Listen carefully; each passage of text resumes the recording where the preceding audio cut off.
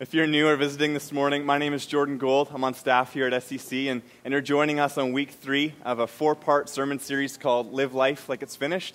So we're glad you're here. Before I get going, I do have one quick announcement. Mixed emotions on this announcement. November 7th, kids, you can be dismissed. Sorry, kids, if you're still here. November 7th, that's over 2 months away. The men of SCC, we're going to take a road trip. We're going to go down to the coast for a BC Lion Calgary Stampeder game, which at first I had mixed feelings about. I thought a Rider game, Saskatchewan, and then I saw this pathetic season come about, and I watched last night in some glimmer of hope, and they still lose. Like, they can't win. They can't win. Anyway, November 7th, BC Lions, Calgary Stampeders. We're going to go see them. It's a 4 o'clock game, so this is great. 4 o'clock Saturday, so we're going to meet here in the morning on November 7th. We're going to take a bus full of guys down there, 40 guys. We have room for 40. Trip down there, watch the game, come back that night. We should be back by 1 a.m., 2 a.m. And this is the cool part, which, woohoo, Sunday morning, nice and chipper, hey? This is amazing. Rick Fletcher got a really good deal. The tickets are typically $67 plus tax, and so we're going to be paying $75 everything in. That's ticket, fuel, door prizes of some kind. That's exciting.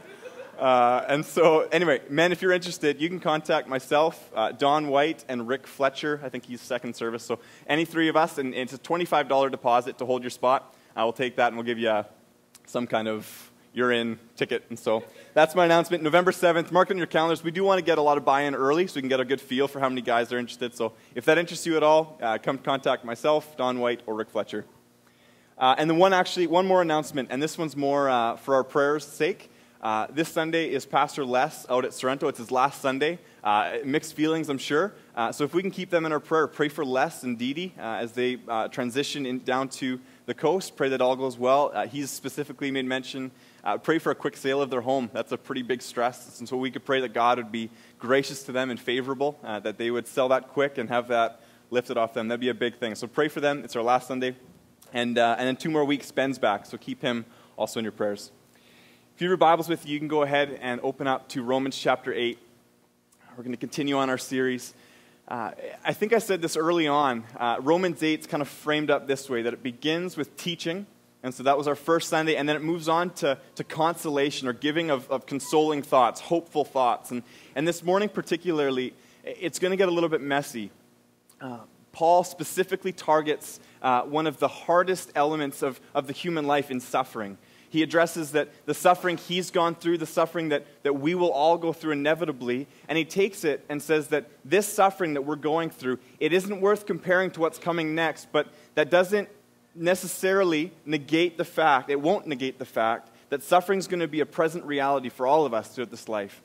So what I hope we can cling to this morning as we start Romans 8, we're going to start in verse 17, that we know suffering's going to happen. If you're sitting here this morning, you've undoubtedly either been through some form of suffering, you're currently going through some form of suffering, or inevitably you will enter into some form of suffering. And so as we enter in this text, I hope we can keep in mind, I'm looking at my own life, and many of you have been gracious in this regard. I've been on the prayer chain. My grandpa is stage 4 lung cancer, and we're going through a family. This is going to be our first tough loss we're going to go through. And what I've found is I've been prepping this week. That's been in the back of my mind, kind of resonating, always kind of lingering. And my hope is that this text wouldn't be something that I can listen to prior to suffering, but then when I'm going through the thick of it, it's something I forget or something I despise. I hope this text can be something we cling to tightly, even in the face of suffering. Not just ahead of time, but even in the season of suffering, this text would be something we cling to and we hold tight to. So let's start our reading, Romans chapter 8, starting in verse 17. It should be on the screen behind me.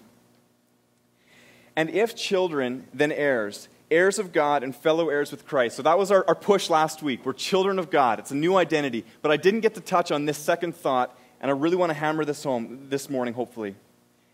Provided we suffer with him, in order that we may also be glorified with him. For I consider that the sufferings of this present time are not worth comparing with the glory that is to be revealed to us.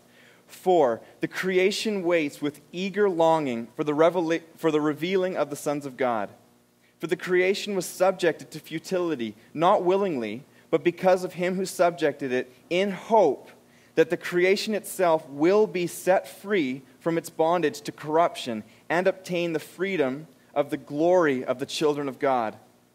For we know that the whole creation has been groaning together as in the pains of childbirth until now. And not only the creation, but we ourselves who have the first fruits of the Spirit groan inwardly as we wait eagerly for adoption as sons, the redemption of our bodies.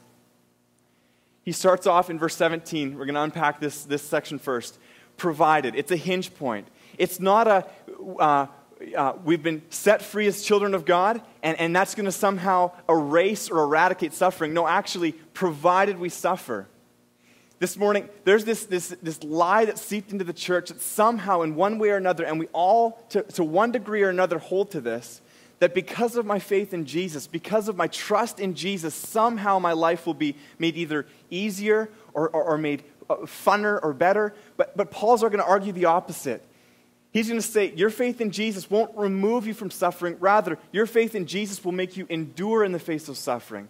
Your faith in Jesus will be the anchor you can hold to in all of suffering. In Philippians 1, we won't turn there right now, but Paul actually says it's 129 if you want to look at it later, a pretty crazy verse. He says, it's been granted or it's been given to you not only the right or not only the ability to believe in him, to believe in Jesus, but also to suffer with him. It's not just our right to hold the faith in Jesus, but now to hold the faith in Jesus in all the hardship, in all the junk, in all the rough stuff that surrounds us in life. And Paul's not foreign to suffering. If you know anything about Paul, man, this guy, he's got the baton. He's got the ability to speak to this matter of suffering. 2 Corinthians chapter 11, I have it on the screen behind me. He lists a quick list, and I don't think this thing's holistic. I think it's kind of a snapshot of what he'd gone through to date, but he's gone through more than this, I would believe. 2 Corinthians chapter 11, verse 24. 5 times I received at the hands of the Jews the 40 lashes less one. So whipped 40 times minus 1, 39. 40 should kill a man is what they would hold to. 3 times I was beaten with rods. Once I was stoned. 3 times I was shipwrecked. A night and a day I was adrift at sea, on frequent journeys, in danger from rivers, danger from robbers, danger from my own people, danger from Gentiles, danger in the city, danger in the wilderness, danger at sea, danger from false brothers, in toil and hardship, through many a sleepless night, in hunger and thirst, often without food, in cold exposure. Man, give the guy a break. Like, he's going through everything, and he says, in face of all this suffering, in face of everything I'm going through, Christ is not only sufficient, but he's what sustains me. It's his strength at work within me. Paul, he's longing for his own redemption. He says that what I'm experiencing now, this is but a taste. It's kind of the now and the not yet. He's got this taste of what Jesus can do for him, but he knows it's but a glimpse of what's to come. But then in Romans 8, he doesn't say there. He doesn't just say, we're going to suffer, but actually he zooms right out and takes a cosmic or a global perspective and says, not only are we suffering, but as we look around, the whole creation's been marred by the suffering we undergo. The whole creation, you look at, and perfect morning for it, you look at forest fire, you look at drought, you look at the rampant disease, you look at flooding, you look at all of these things in all of creation, and Paul looks at it and says, creation is groaning. Creation's not how it was intended. Creation was actually intended for something far greater.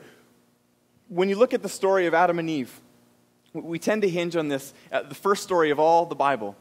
2 people in a garden. God created everything and called it good, created 2 people, perfect communion with them. And we hinge on Adam and Eve. Adam and Eve sinned against God, and then sin entered the world. And through it, sin devastated God's relationship with man. But beyond that, in addition to that even, creation wasn't just a bystander in this circumstance. Creation was cursed by God in this intentional, I believe, signal, an intentional signal of sin and its devastation. It's going to wreck everything. Sin will bring suffering like you couldn't imagine. Sin will bring devastation like you couldn't imagine. And it only goes to exemplify or bring more truth to Christ's sustaining power. But Paul here is saying, look back at Romans 8. If I could turn to Romans 8, that'd be a good start. Romans 8, verse 19. For creation is waiting with eager longing for the revelation of the sons of God. Why? This Romans 8's thick, and we can unpack just this verse, but why the revelation of the sons of God?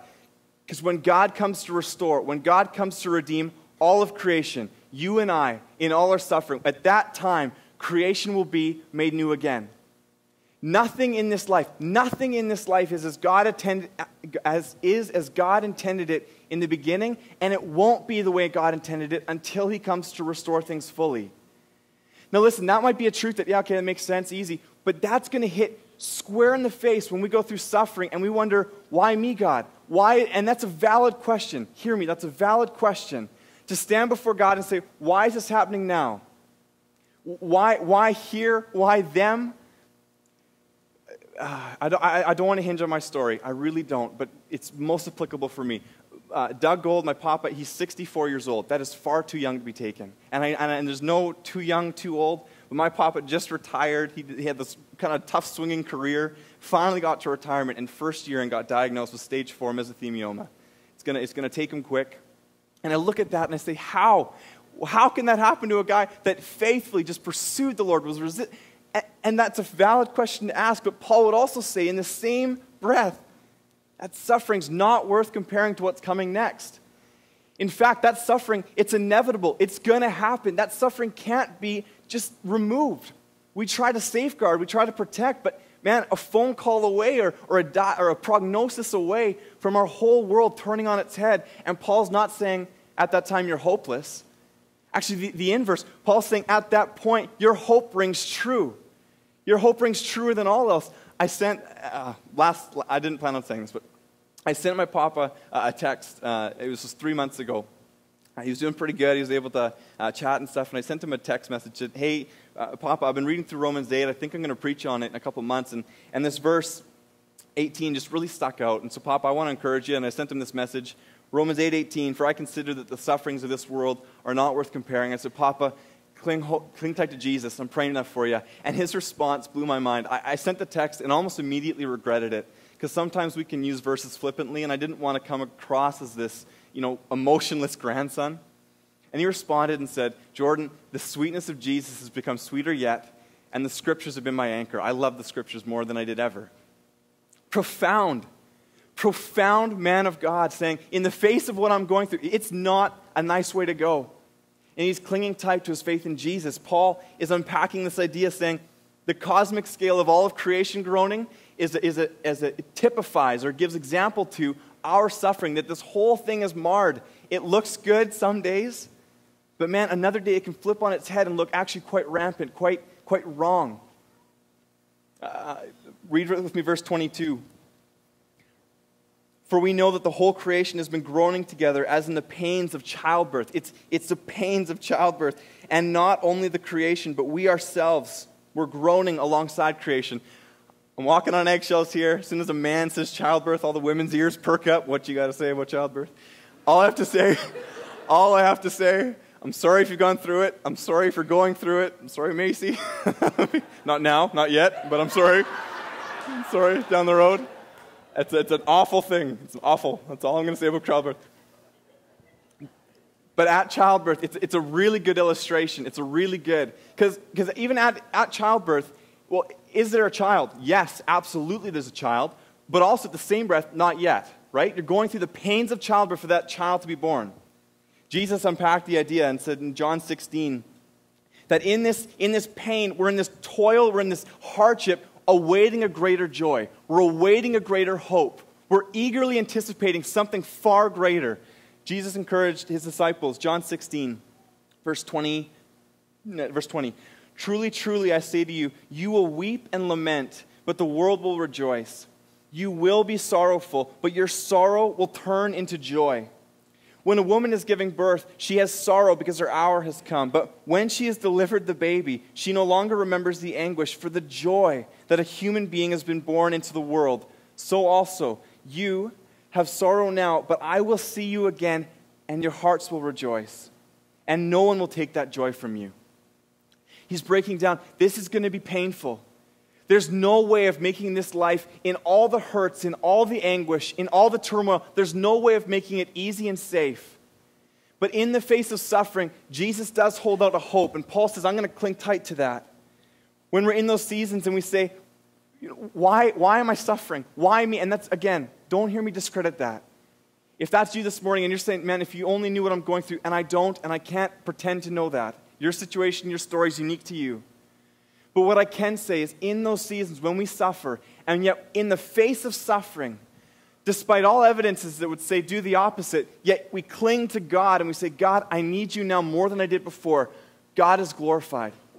And I want to unpack this idea, how God is glorified in our anguish, in our suffering, yet God has brought honor. If you know the story of Job, Job was this guy, had it all going for him. He had family, had tons of money, tons of livestock, animals, a ton of stuff. And in one day, everything was stripped from him. And his prayer at the end of that day was that the Lord gives and the Lord takes away. Blessed be the name of the Lord. When he prays that prayer, he stated again, despite all else, despite all the things I had on earth, despite my family that I've been given for a time, despite all of this, you're my treasure. God, you're the thing I want to cling to. You're the person I want to hold so fast because all of this, everything we have can be stripped from in a moment. It's all fleeting anyway. In a breath, it could be gone. Again, phone call away or diagnosis away from it being gone. Psalm 73, probably one of my favorite Psalms. Psalm 73, verse 25 and 26. It says, Whom have I in heaven but you? And earth, there's nothing I desire besides you, God. My heart and my flesh may fail, but God is the strength of my heart and my portion forever. Everything he has, everything David has is stocked up in the Lord. In the face of good times, it's Jesus. I want Jesus. In the face of suffering, it's Jesus. I want Jesus. It's the same response, and yet I think suffering only reminds us to a greater extent, man, I need Jesus. Even more, when there's no joy, when there's no hope, I want to cling tighter to him. Romans chapter 8, continuing on our text, 8:24 says this, For in this hope we were saved. Now hope that is seen is not hope. For who hopes for what he sees? But if we hope for what we do not yet see, we wait for it with patience. We're hoping for the fullness of God. We're waiting for the fullness of God. We're waiting for all of creation. We're waiting for all of the sin and all of the suffering to be completely stripped. Is it taken away on our account? Absolutely. Jesus has paid the punishment for pain, for sin and for death. It's gone. But are we yet reaping the benefits of the fullness of what he's done? Not yet. At his coming, we will reap those benefits. But in the meantime, what do we do in the waiting? We cling tight to Jesus, saying, Jesus, I'm hoping and I'm waiting for what I don't yet see. I can't see it fully, but man, I'm clinging for what's coming. I was in Lloydminster, Saskatchewan, Alberta, whatever, split, 3 years ago. And I was visiting with, I can't remember her name offhand, but I was visiting with this woman. And she had this understanding. We would have a significant difference here theologically in our understanding of God. We had a fundamental difference, and that is she believed that as a child of God, redeemed of God, we can reap all the benefits now. And so she walked up, and she's well off. She's doing really good. And she had me in her home. It's this mansion. I got lost in it. It was crazy. And as I'm there, she's chatting with me, and she says, here, the Lord wants to bless you. And she handed me an envelope, and I was blessed by that. Thank you so much. I really appreciate it. But I do want to tell you, and this is, I was a 19-year-old college kid. And I said, you know what, I got to tell you this, that I don't believe in the Lord because he blesses me and all the good stuff he brings about, because that's gonna come to an end at some point. And we had this conversation about prosperity. It was about God wanting his people to prosper. And I said, you know what makes Jesus really glorious? What makes Jesus really significant, really substantial, is when all the good things you have are stripped from you. Jesus is really tested. Your faith in Jesus is really at the bedrock, at the core of what it is now shaken mightily. And what shakes out? At the very end of that, after your faith has been completely put against everything you could imagine harsh, what remains? And it was awkward because I said, do you want your money back? And she said, no, you're okay. So I left, and that was great. It was whatever. But I left that conversation. I drove back home, and I was really thinking about that. It's really easy to love God when all is well. When all bodes well and all of life is in our favor, it's really easy to love God. Oh, sure. But when life is hard, when everything against you says, like Job's wife in the story, just curse God and be done with it, when all of life says God's done this to you, blame God, that's really hard to cling tight to that faith and say, God, I want you. And yet, difficult as it may be from a world's perspective, from those in love with Jesus, that's kind of almost a reactionary response. Jesus is my joy. He's my treasure. I don't know if you know this story, this testimony. The man who wrote the hymn, It Is Well, you may have heard this before, and I'm sorry if it's a repeat, but his name was Horatio Spafford, and I found this again this week. Profound testimony of when life doesn't bode well, when life didn't go his way, his response was incredible. Listen to his testimony. Horatio Spafford, a wealthy Chicago lawyer with a thriving legal practice and a beautiful home, a wife, 4 daughters, and a son. A devout Christian, faithful student of the Scriptures. His circle of friends included Dwight L. Moody, Ira Sankey, and various other well-known Christians. At the very height of his financial and professional success, Horatio and his wife Anna suffered the tragic loss of their young son of pneumonia. Shortly thereafter, on October 8, 1871, the Great Chicago Fire destroyed almost every real estate investment that Spafford had. In 73, 2 years later, Spafford scheduled a boat trip to Europe in order to give his wife and daughters a much-needed vacation and a time to recover from the tragedy. He went to join Moody and Sankey on an evangelistic campaign in England.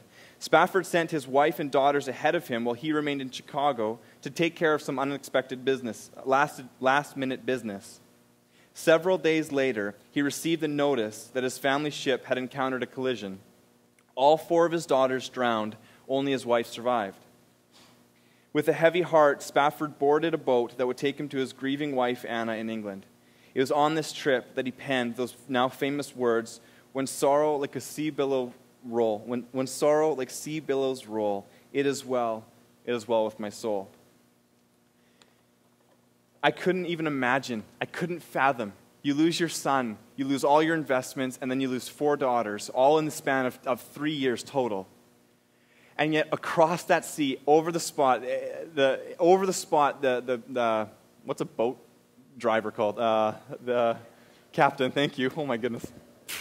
The captain, he called Horatio and said, this is the spot where the ship sunk. And it was that spot he started penning this now famous hymn, It Is Well With My Soul. See, in the face of tragic circumstance, in the face of just sheer suffering, he didn't curse God and die. Rather, he clung tight to God and said, even still. Oh, that we might have that type of faith. The type of faith that says, in the face of suffering, I want you, Jesus. You are my treasure. You are my joy. When all of life is not going well. Read with me 26 and 28, Romans chapter 8, back to our text. Likewise, the Spirit helps us in our weakness, for we do not know what we ought to pray for. But the Spirit himself intercedes with us with groanings too deep for words. And he who searches hearts knows what is the mind of the Spirit, because the Spirit intercedes for the saints according to the will of God. And now a very well-known verse. And we know that for those who love God, and all things work together for good, for those who are called according to his purpose. Let me start off by saying that there are plenty promises of Scripture, plenty all throughout Scripture that we should cling to, and I don't know of any more than this. And we know that in all things, suffering and good, in all seasons you're in, God works all things together for good. Now hear me. God doesn't work only good. That's our major flaw. Oh, God works only good for those who love him. No, he doesn't, and he's never promised that in Scripture. But he does say all things will work together for good. Everything is going to be pointing towards you being made in the image of Jesus, made more like Jesus.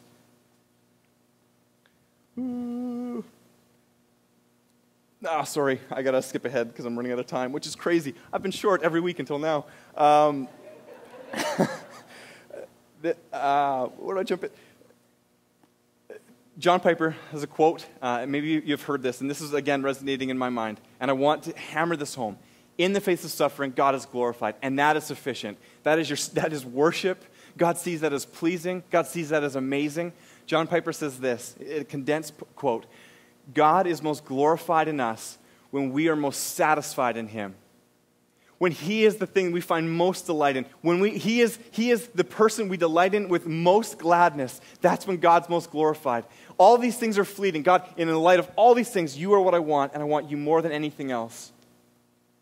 And he's going to end with confidence. He's going to end that you and I, we've got the Spirit interceding. When we can't pray, When we're so distraught by suffering, again, hear me, I've been, by and large, in the whole of my life, up to date, fairly suffering-free. I've lived God's been very gracious, but I do not kid myself that suffering is going to be free of me in the years to come. Suffering will come my way. Suffering and hardship is bound to come.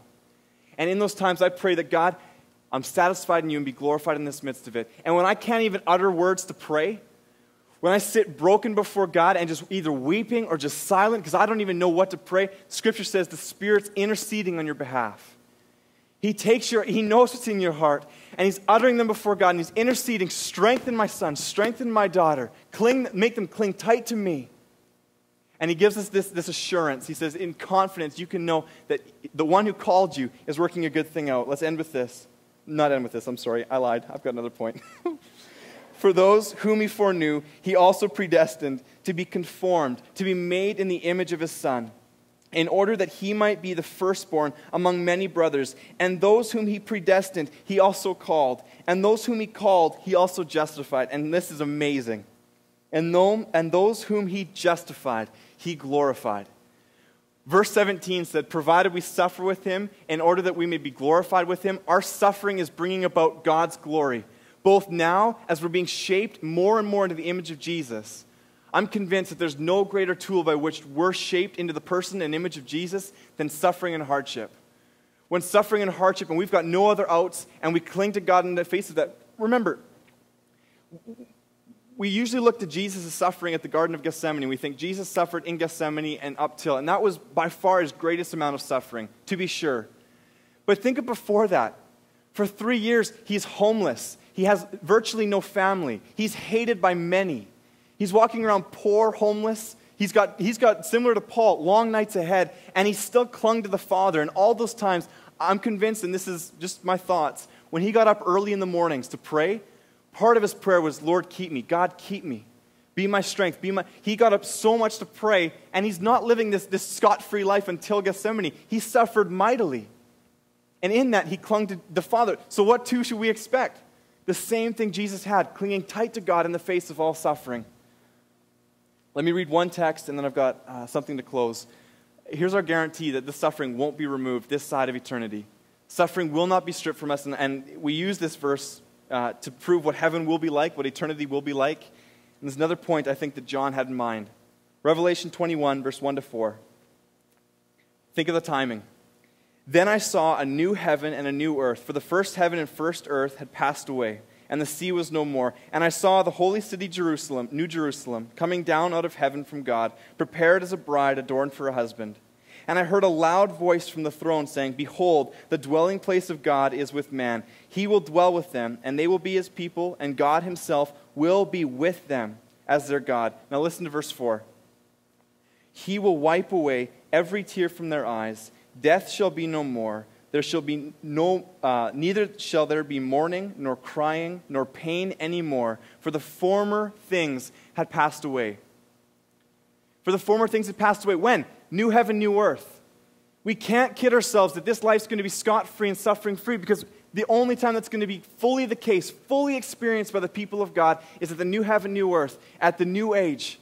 Be it after this life is over, or be it when He comes for His people. That's when we're going to experience. There's no more there's no more pain. There's no more suffering. All is now made well.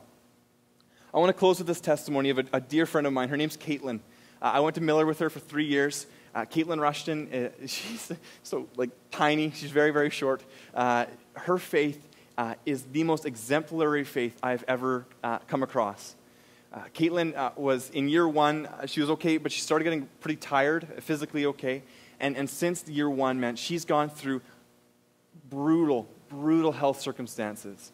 I called her this week and I said, Caitlin, I'm sharing with my church on this text, and I was wondering if you could share just a quick testimony where you're at. And she said, I would be delighted to. And she's got such a humble spirit about it.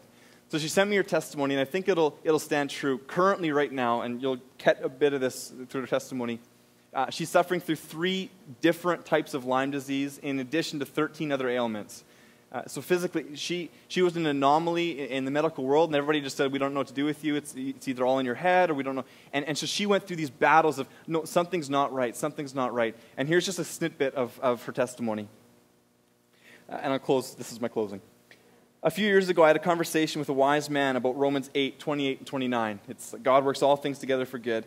We often like to put the emphasis on verse 28, that God works out all things for good for those who love him. But this verse was not meant to be disconnected from the verse following it, and actually gives a whole new insight. That the promises of God are not always sunshine and fun, and it won't always look good in our eyes, but his purposes are far greater and higher and incredible than we could imagine. The good promise is that he will conform us into the image of his Son, and that often does come through hardships, through brokenness, through tears, through weaknesses, recognizing our complete desperation for him. I've seen this in a way I've never imagined in the past 5 years through my journey with Lyme. Every day now, for the past 2 years, I wake up mute, and I'm unable to speak until mid-afternoon, sometimes later and sometimes earlier. I've now learned to give myself IVs, which I do every day. Though I'm still very sick and have a big journey left, I rejoice that I can now walk. For 9 months, I could not even sit alone, needing help for every activity in the day. My bed was where I lived, and though I still spend many hours there, I'm slowly gaining strength. Pain is my norm. Being on oxygen is my norm. In my 2 years of treatment, I've taken around 40,000 pills. My average is 70 to 80 a day. This disease isn't well known, but it can be insanely debilitating, causing me to be paralyzed or have seizures for hours. It's been years since I've felt the reality of a moment without pain. Each day is an intense battle as I fight the intensity of Lyme, the fierceness of the enemy, and the continual lingering of lies and pressures to give up. Hear this. I don't share these things to draw attention to my suffering, but rather to draw attention to his grace, to draw attention to draw eyes to his purposes in our trials.